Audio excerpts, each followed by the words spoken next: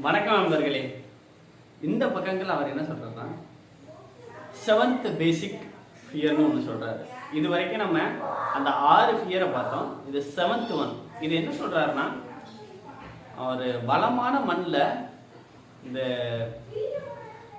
தேவையில்லாத விதைகள் பயங்கர வேகமாக வளரும் அப்படின்னு சொல்றாரு. எப்படின்னா, இப்போ ஒரு இடம் நல்லா உரம் போட்டு நல்லா வச்சுருக்கோன்னா அதில் போய் ஒரு புல் விழுந்துச்சுன்னா அந்த புல் எவ்வளோ வேகமாக வளரும்.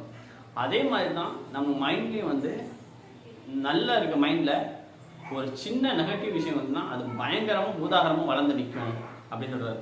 ஸோ இதை ஃபிக்ஸ் பண்ணுறதுக்கு அவர் ஒரு ஐடியா சொல்கிறாரு. ஃபஸ்ட்டு என்ன சொல்கிறாங்கன்னா, நீங்கள் உங்கள் சரௌண்டிங்கில் இந்த நெகட்டிவ் இன்ஃப்ளூயன்ஸ் பீப்புளை வச்சுக்காதீங்க, அவங்களோட கனெக்ஷனே கம்ப்ளீட்டாக க்ளோஸ் பண்ணிடுங்க அப்படின்னு சொல்லியிருக்காங்க.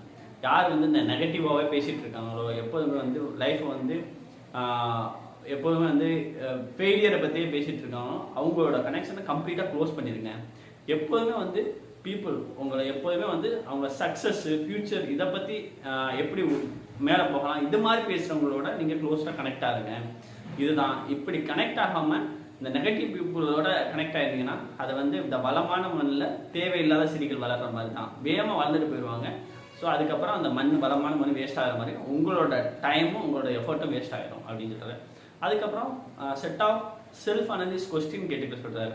அது என்னன்னா, நீங்கள் எந்த விஷயத்துக்கு பயந்துட்டு இருக்கீங்க அந்த விஷயத்த உங்களுக்கே கொஸ்டின் பண்ணிட்டு இது பண்ண சொல்கிறார். என்னென்ன ஃபியர்லாம் நீங்கள் இருக்கு. அதுக்கப்புறம் உங்களோட ஜாபை நீங்கள் லவ் பண்ணி பண்ணுறீங்களா, அது மாதிரி நீங்கள் ஒரு பிளான் பண்ணுறீங்கன்னா அந்த விஷயம் உங்களுக்கு பிடிச்சி பண்ணுறீங்களா, இல்லை இது பண்ணணுங்கிற காண்டி பண்ணுறீங்களா அப்படின்னு சொல்லிட்டு ஒரு set of self analysis question கேட்டுக்க சொல்கிறாரு. கேட்டுட்டு எப்போதுமே இந்த விஷயங்களை கேட்குறது மூலயமா உங்களுக்குள்ள உங்கள் இன்னர் செல்ஃப்ட்ட நீங்கள் பேச முடியும் அப்படின்னு சொல்கிறாரு. ஸோ இது பேசுகிற மூலயமா இந்த 7th பேசிக் ஃபியரான இந்த விஷயங்களை நீங்கள் கண்ட்ரோல் பண்ண முடியும், நீங்கள் முன்னாடி போக முடியும் அப்படின்னு சொல்லிட்டு சொல்கிறாரு. ஸோ இதில் என்னன்னா கீ, உங்கள் மனசில் உங்கள் மைண்டில் வளமாக இருக்கிறதுல நெகட்டிவ் சீடை போடாதீங்க, பாசிட்டிவ் சீடை போடுங்க. அவ்வளோதான். சரிங்களா? Thank you so much. இதுதான் இன்றைக்கி நான் ஷேர் பண்ணிச்சது. Have a great day.